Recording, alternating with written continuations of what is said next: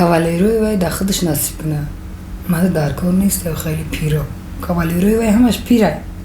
بازم زد که حامله دار نشم، در کار نیست، بگی پرتم. ماده فرزند در کار نیست، من 2 تا فرزند دارم. خیال میکنیم که همه مردکو رو من گرفتم، جدا شدم. همش میترسم. با شوهر دویمتون چند سال زندگی کردید؟ شوهر دویم قطعی 2 ماه زندگی کردم. برای که اوجه قرار خود مبرو بودم. من ایزو میکشم، بچم 14 ساله. اگر شما فرد به هستید میخواهید خراب شدن یا که خراب هستید میخواهید که کم ترک بز بالا بشین یا که میخواهید که ریش بروره یا که موی سرتون میریزه و نمیخواهید که موی سرتون بریزه یا که سفیدچای پوستی بدن دارید، پس به همین نمره مراجعت نموده از داروی صاف سودا استفاده برید. سلام بینندگان عزیز، مخلصان برنامه اسرار ستاره ها. مهمان نوبتی برنامه ما هستند هنرمند خوش صدا بانوی هنر گلدانه علیارزاده. گلدانه بانو را به برنامه اسرار ستاره ها خوش آمدید میگوییم و تشکر میگیم که دعوت ما را قبول کردند. سلامت باشین. تشکر زیاد. من بسیار میندار هستم که برنامه اسرار ستاره ها ما را دعوت کردید. زنده باشین. و بینندگان عزیز، چند قبل ما با هنرمند جوان رفاعت جمشید برنامه داشتیم. در برنامه 10 شرط ما با او یک شرط گذاشته بودیم که نام 3 هنرمندی که شما بد میبینید و شما محکوم نیست گیرید و رفاعت بانو اولین شده نام گلدانه علیارزاده رو گرفتن و سبب اون رو ما پرسیدیم برای چی گلدانه علیارزاده به شما پسند نیست. او گفت که به من نه سرودخوانیش معقول است، نه آوازخوان بودن گلدانه معلوم است، نه اکتریس بودنش معلوم است و ما میخواهیم که اسرار همین گره را کشایید که برای چی رفاعت جمشید شما را بد میبیند. من دیدم در ایمای شما در همون استوریاتون که عکس های شما با رفاعت جمشید بود و من حیران شدم که برای چی رفاعت نسبت شما چنین نقطه نظر دارد، شما را در برنامه پس زد. ها شما میگید که به من دوگانه است، اما او میگید که شما را خوب نمیشناسد. من هم ده حیرانم چه خیلی نمیشناسد مرا. ما در اینجا کلون شدیم، در اینجا میخوردیم، در اینجا کار میکردیم. تا همین لحظه که برنامه رو ما ثبت کردیم مناسبت شما با رفاعت بانو چگونه بود؟ ما یگان بار جنگ هم کردگی نیستیم. من نمیدونم، خودم حیرانم. یگان بار جنگ کردگی نیستیم. خراکتری مرا میدونید که شما هم آدم قطعی یخل.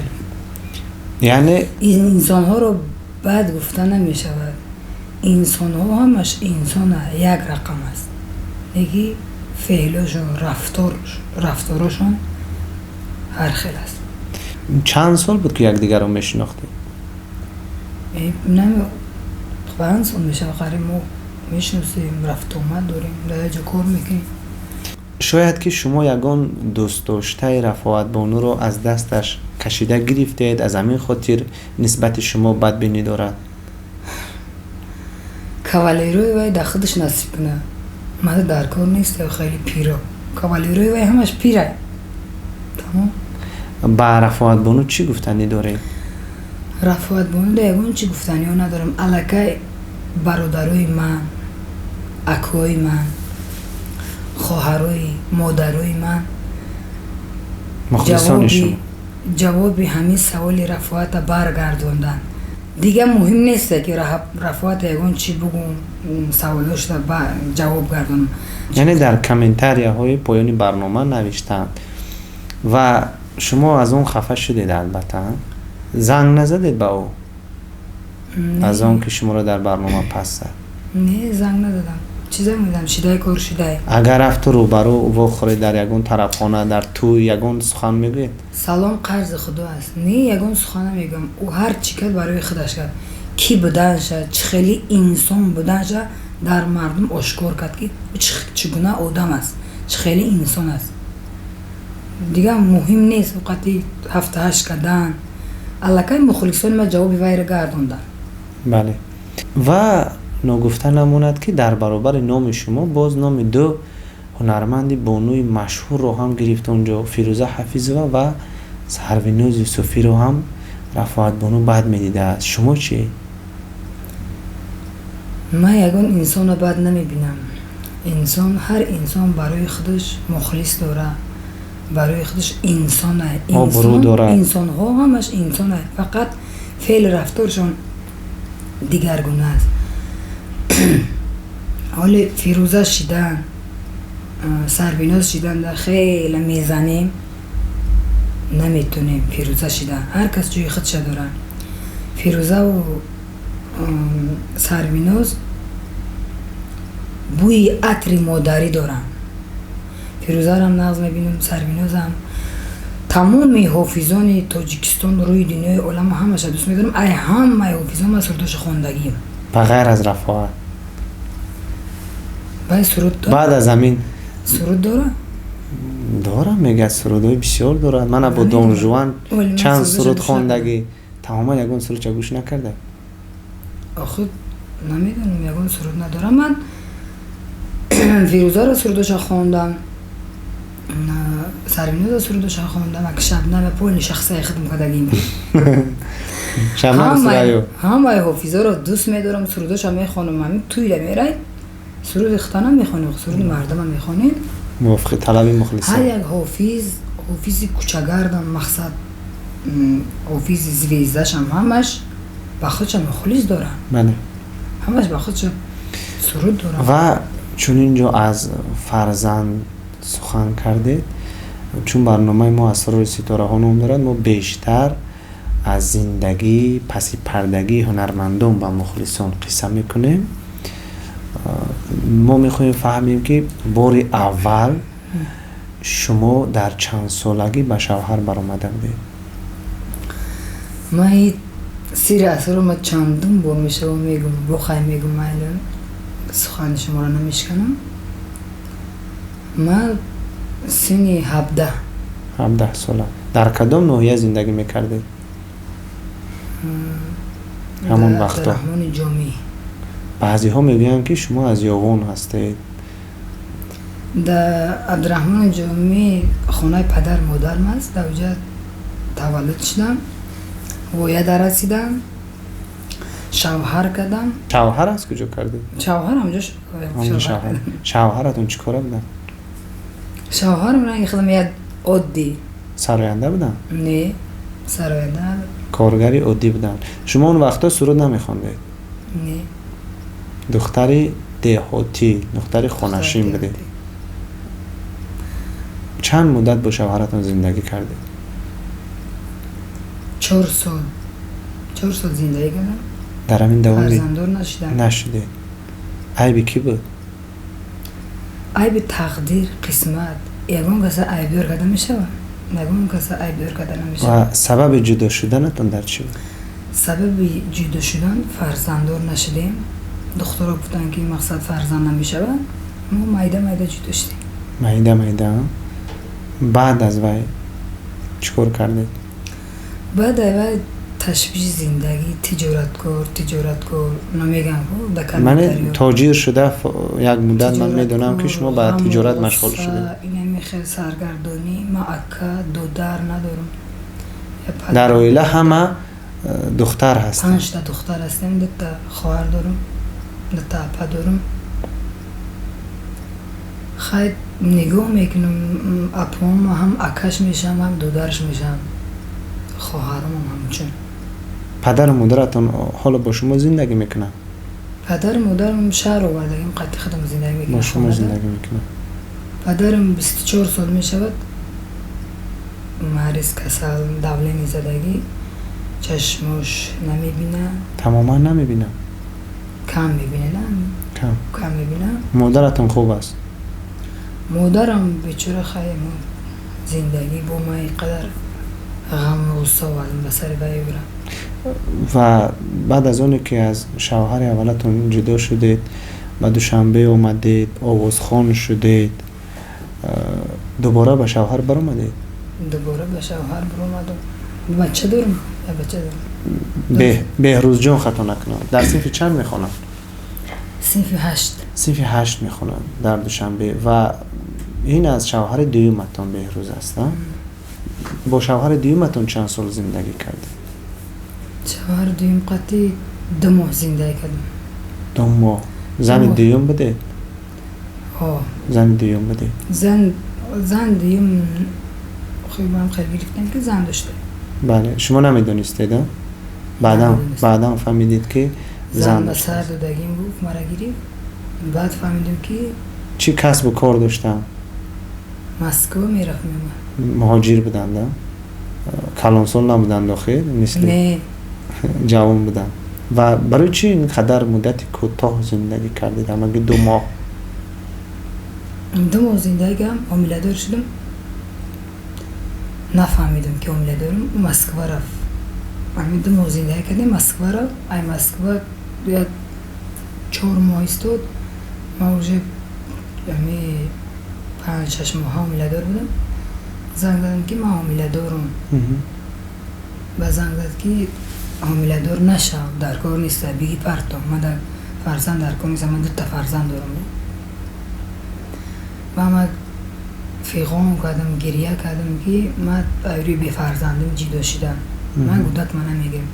بعد اونجا تلفن داد که یعنی شما گفتید که میخوام تولد کنم صاحب فرزند شو. گفت که اگر گودک تا نگیری 3 طلاق کن. بعد هم خیلی زندگی ما ویران شده. یعنی تقدیر رو ببینید که از شوهر اولتون برای اون که فرزنددار نشده جدا شدید و از شوهر دویمتون برای اون که شما فرزنددار شدید اما اون نخواست و شما به خاطر فرزند شده از شوهر دویمتون هم جدا شدید. بعد تولد کردم. گودک 2 ماه بود با اومد پدرش. اومد خواست قطعی زندگی کنه. همون جنگ و جوش گفتم تو مرا جواب دادگی اینی تولد کردی بچه کردی نکاح بریده میشه و مجبور زندگی کردن. میخواست که پدر ما ملا بود. اسلام سخت بود. مقصد گفت که اولادی ما در حرام نیست راه نداد. یعنی دوباره قبول نکرده. دوباره قبول نکرد. بعد همین خیر رفت ترمه در غلطی با کارهای بیزیب کرد. همین خیلی ترمه در غلطی اینو 10 سال در ترمه شتک برمار. از کجا بودن شوهرش ما؟ امو ایکوی بیش کمتر یاد 3-4 قشلو مده کمتر دورتر بود. هر دو شوهرتون هم از همون عبدالرحمن جامی بودن. بعد ای ترمه دیگه برام گودکش سراغم نکرد. ندیده پدرش دیگه نیست. تا حال بهروز پدر خود را ندیده است. بهروز در قدم 2 ماه بود جوابش دادگی بود. بعد تولد شد بود 2 ماه بود اومد. من نخواستم زندگی کردن. خیلی چی بود خیلی پدرش کم ترک تقدیر نصیب شد که ترمه دغالدید. این زمان تماما رابطه نداره، تلفنی هم نمیدونید کجاست. یاد بار زنگ زد دشنام کرد یادی چی کرد اما دیگه چی نمید. تماما برای دیدن پسرش نمیاد؟ نیومده یکم چی یردم هم کدگی نیسته. همین 2 ماه بود تولد شد. حالا میدونید که در کجاست؟ میدونم قشلق ده اویله دار شدگی البته بود. همون اویلهش قد همون اویله اولش قد. و بعد از او دیگه توبه کردم شوهر نبرمادم. نکردید. در یک برنامه گفتید که 19 سال میشد که انا همون شوهری اولم به نظر دارم که 17 ساله بودم شوهر کردم. همین 3 سال زندگی کردم جدا شدم.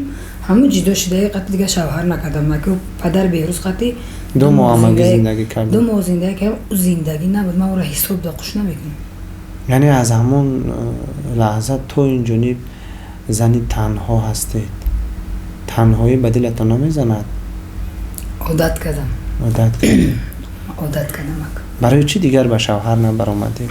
من زنی جوان، زنی زیبا، صاحب خانه و در ماشین، صاحب حرمت و عزت و مخلص صنعتکار هستید.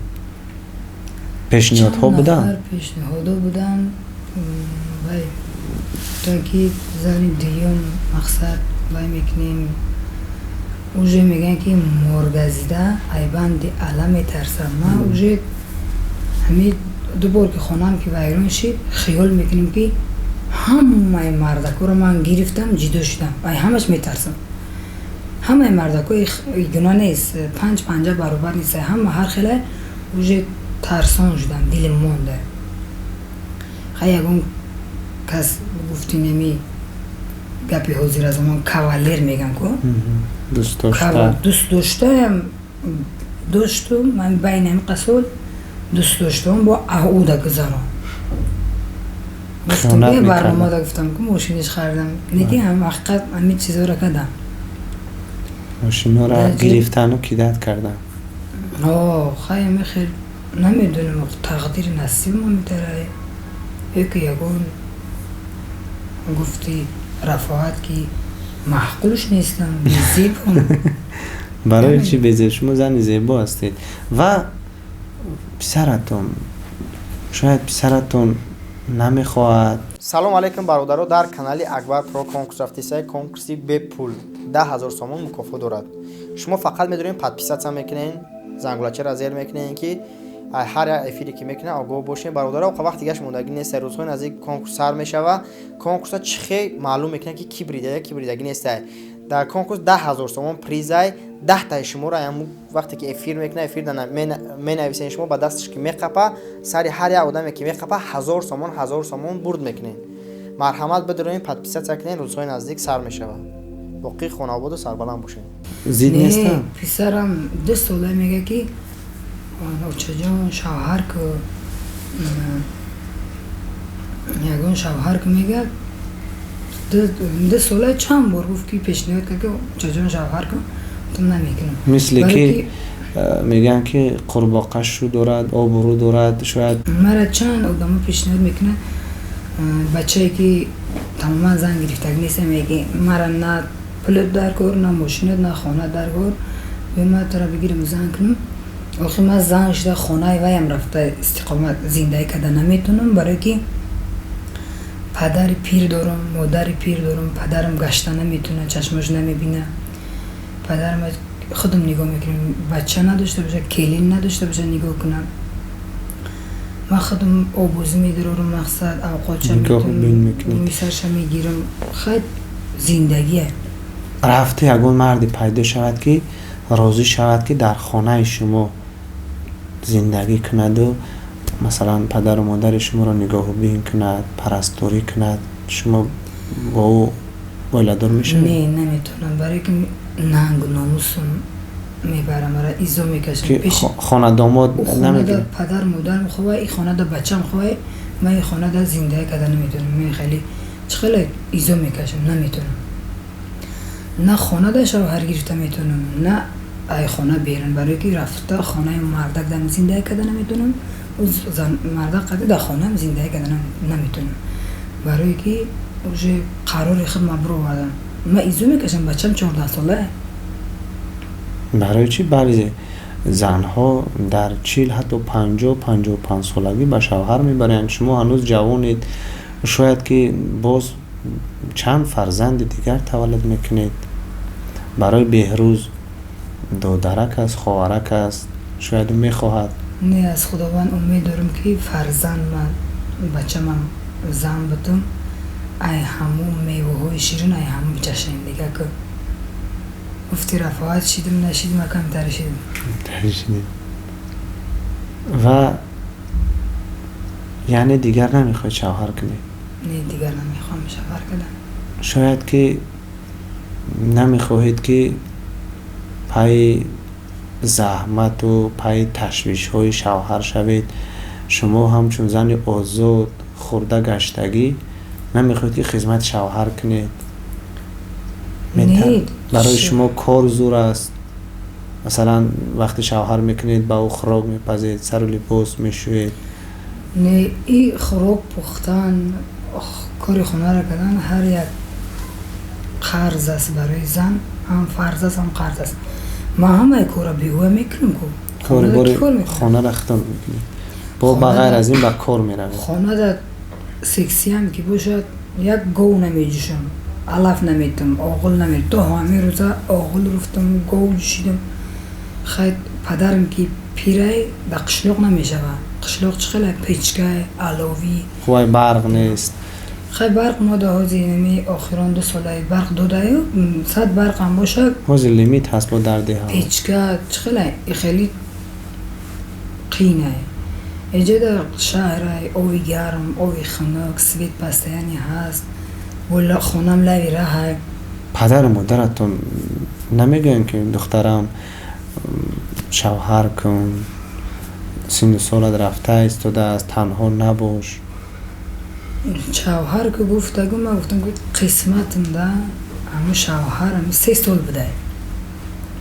بی عقل بودم شوهرم چی بود نبود.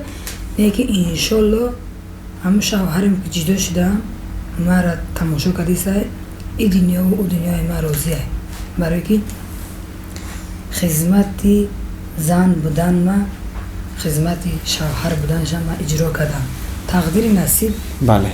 فرزند نکردیم. دختر رفتیم، دختر گفتن که ایمن فرزند نمیشه تماما. من میده بودم 6 ساله بودم، ایدره غلط دیده بودم. ایدره غلط دیدم همی درخت اینمی چوکش اینمی جمده درآمدگی بود، شرم در بود. بدنت در بدنم درآمدگی بود.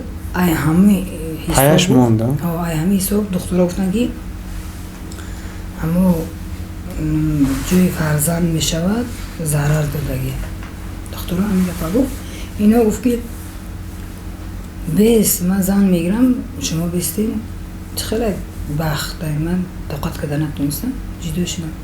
ولی بعدم باز با تقدیر الهی فاصله فرزند شد. من رضا هستم.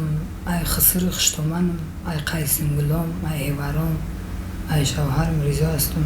شوهر اولتون؟ همون شوهر بله. اولم. بله. شوهر اولم رضا هستم.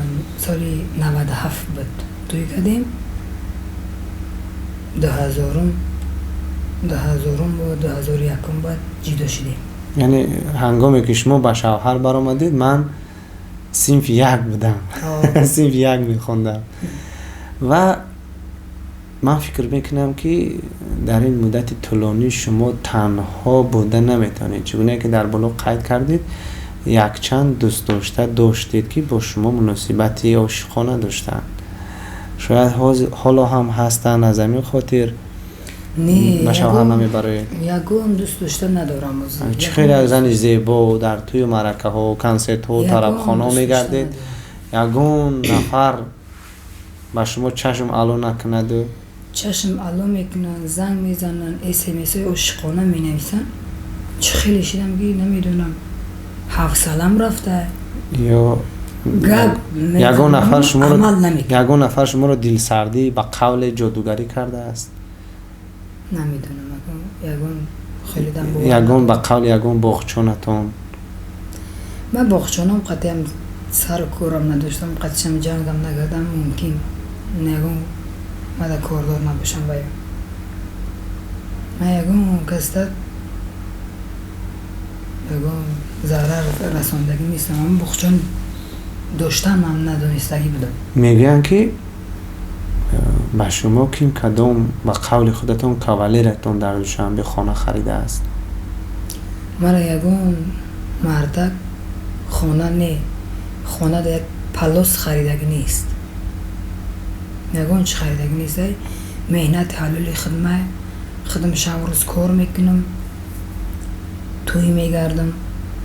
مرا میگن که سپانسر داری که ایقا کلیپ، ایقا لباس میپوشی و چی داری، مقصد موشین پوشین قطع میگردی، سپانسر داری. من بودم شکرانه دولتم، شکرانه ملتم، مردم، خلقم. همین خلق هسته که من هستم. من ای خلقم می ندارم. من ای روی خلقم میخورم، میپوشم. هر آدمی که مرا توی دعوت میکنه خیال میکنه که آن هم آدم سپانسری من. بله. من تویش میگذرانم، کم هم باشه در زندگیم صرف میکنم. ای پشت خلق من نفس میکشم. بله. دستگیری مرا خلق میکنه. لکسوس رو هم خودتون خریدید؟ بگیم که خلق خرید. لکسوس خریدم، خانه خریدم. دو خانه با قول دو خانه در دوشنبه دارید. بعضی هنرمندان مدت 20-30 سال فعالیت میکنن، مشهور هستن، اما در دوشنبه خانه ندارن، اجاره می نشینند. شما دو خانه با قول دارید. شکرانه خداوند میکنم انشالله. بس برای که دختری پلا ایجا کار کنم برم دیگه جدا کیف کنم، دم بگیرم، داری دختر نیستم.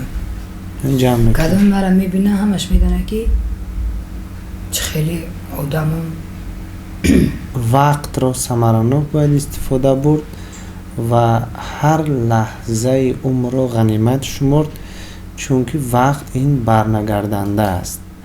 بله. همه چیز را یافته می شود، خریده می شود، اما وقت را قفا گردانده نمی شود.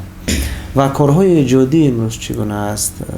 کارهای انشالله صنعتتان؟ شکرانه خدا کارهای ایجادی به درجه عالی پیشرفته است. برای بچه‌های غریب سرودای نو و نو، کلیپ‌های نو و نو انشالله آماده کرده استم. همه این دعای پدر مادرم است. هر وقت خانه بیرون میبرم پدر جان مادر جان ما رفته استم، تو ما اومدن خیلی نگاه میکنه، خانه میرون زنگ میزنن در کجایی در یگان چی هم باشه میگم من 100% که همه آرام خورم. یا خیلی وقت در تویم برف و بارون یکی ماشین بنزینش بود میشود دین توی رو بدم پالی بلنم برو ولایی دمشن یگان اساس نمیبینیم که ماشین در کجا بود؟ در واسه در یک برفی بود که روزی بله 14 بود، روز 14 بود میبریم که بالونا رو پول میبرو واردین نفر وای دم بالونا رو وای کرده است، بیرون کرده است. یگان دشمن، یگان نفر شاید یگان دشمن نداریم، یگان مخلصا برو یگان شوخی کردن که چیکار میکرد بیستر چه میگم پران میگن چه میگن پران کردن شما رو. بعد چیکار کردید؟ هیچی اونجا بودن مردم دستگیری کردن آوردن. ماشین رو خودتون میرونید سر چنبرک خودتون میشینید؟ لکسوس تمام بود، برف بارون بود. مادرم زنگ زد که چه خیر رفتی چه خیر، گفتم 100% اونجا ما رسیدیم در شهرم در جای کار در رستوران کار دارم. گفتم نباشه اولی توی خانه ده نه برمدیسم که دلی مادر قرار گیرم. بله. و امروز در طربخانه سیاره گمانم فعالیت میکنید و حیث آوازخوان. بله.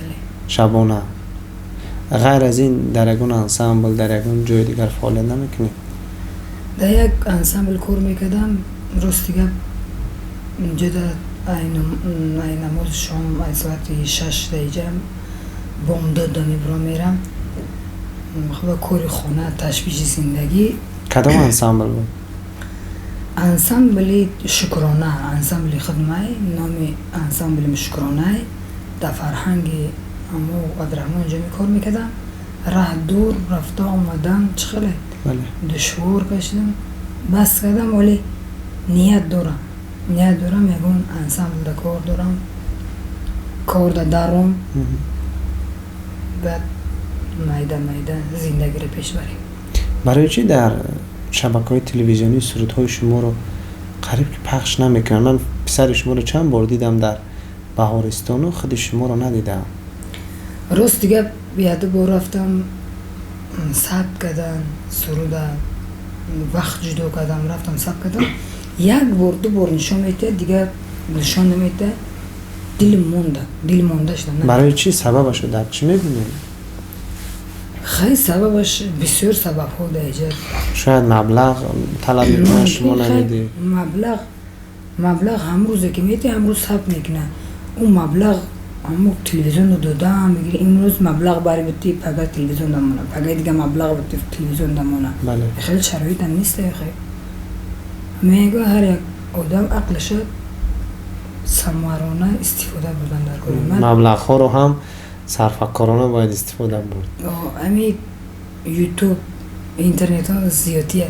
بله. بسه دیگر احتیاج به تلویزیون هم نیست. او بچه‌م مای طرفی تلویزیون بهارستان که هست بودکای مایده او را خودشون وای فیرود میکنه، خودشون ثبت میکنه، بچم وای مکتبی میراتیلا توی میخونه موسیقی ده ای همون طرف میبرن، معلموشون استادوش ای همون طرف خودشون میبرن. بله. و امروز چون وارد سامانه یوتیوب میشویم، در اون برنامه هایی که شما شرکت ورزیده اید، در کامنتاری ها بسیاری از مخلصان بینندگان نوشتن که گلدانه وعده خلافی کرد، یک زمان سطر کرده بود، گفته بود که من ترک صحنه هنر میکنم، به زیارت خانه خدا میروم، دیگر سرود نمیخونم، اما باز دوباره سطر رو گرفت و باز لباس اروپایی پوشید و باز به صحنه برآمد. سبب این رو در چی میبینی؟ ولی من یگان لباس اروپایی نپوشیدم، ولی یگان ثبتم نبرآمده است، ولی سرودها همش آلبوم نو نزدیکی دارم میبرویم. انشالله سطر کردن برای هر یک زن فرض است، هم قرض است. من ای کودکی نماز میخوانم، تا حاضر نماز میخوانم، برای روز خداوند هدایت کرده است، من رای راستم انشالله نماز میخوانم.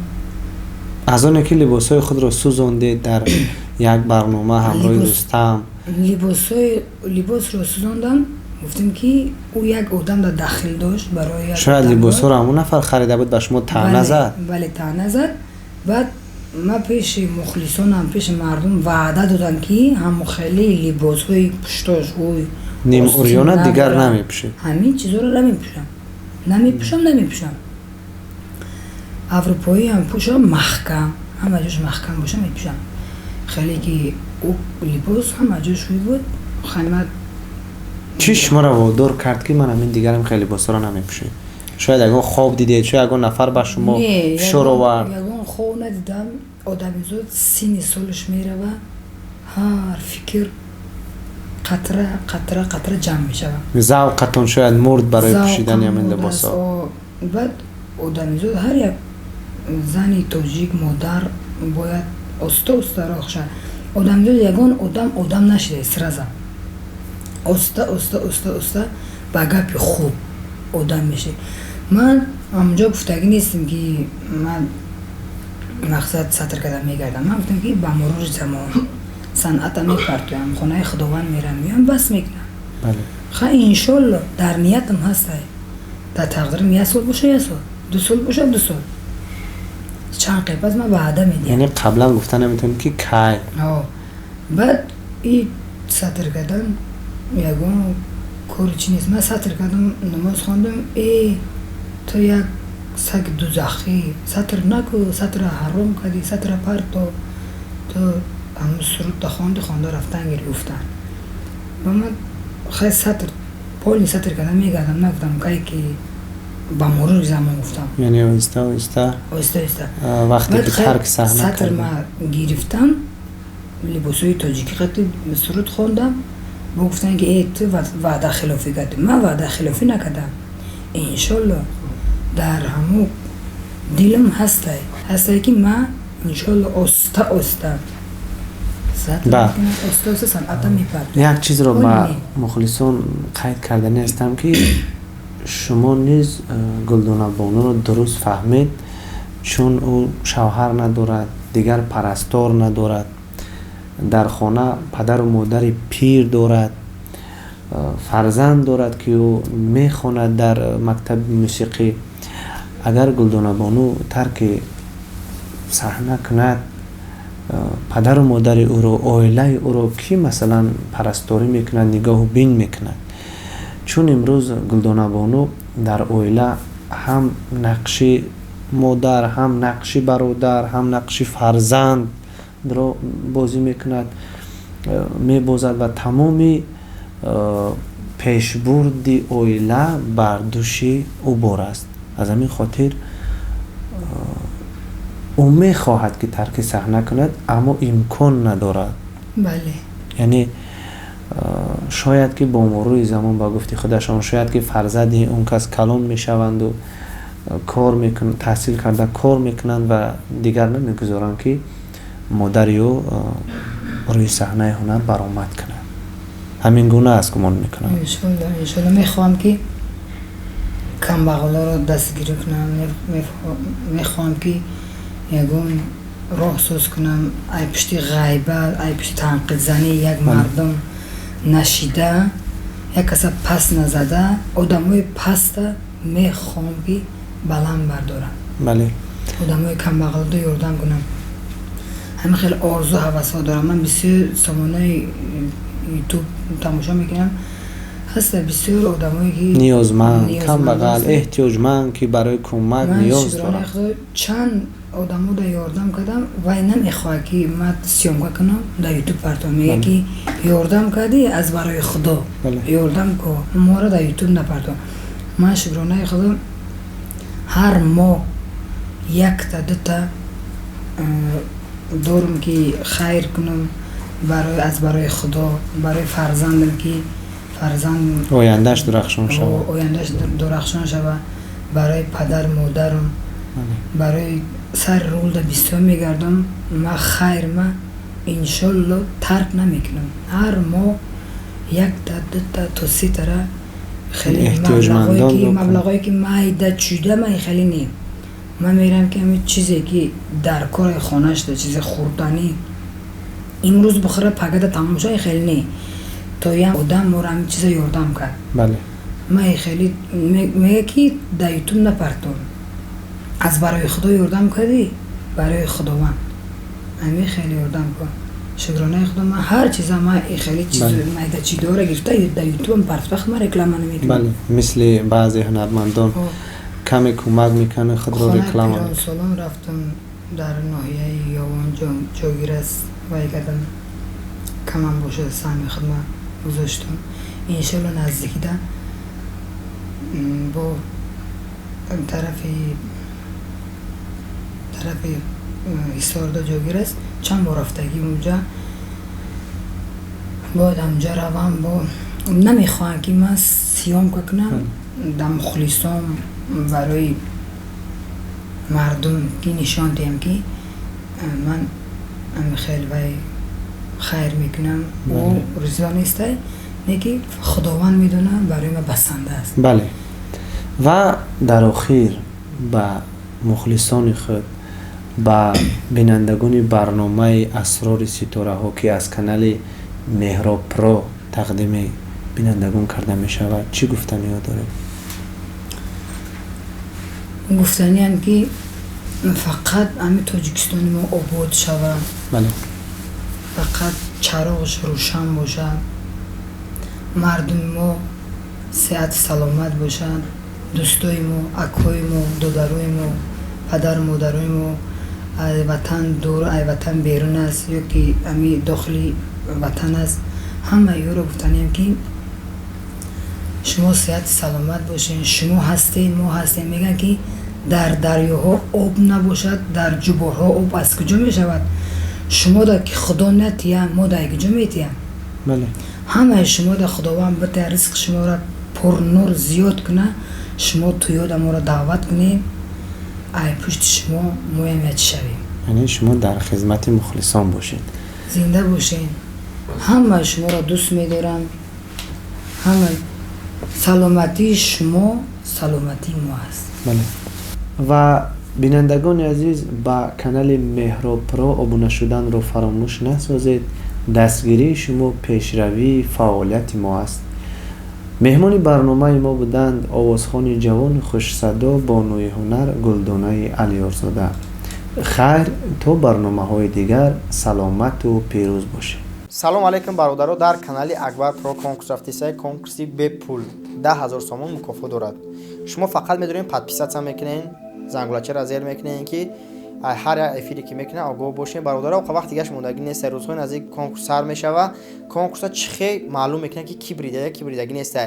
در کنکورس 10,000 سومون پریزای 10 تا شما را هم وقتی که افیر میکنه افیر دنا می نویسین شما با دستش که میقپه سری هر یک آدمی که میقپه 1000 سومون برد میکنین. مرحمت بدارین پادپیسات کنین، روزهای نزدیک سر میشه. باقی خانواده سربلند باشین.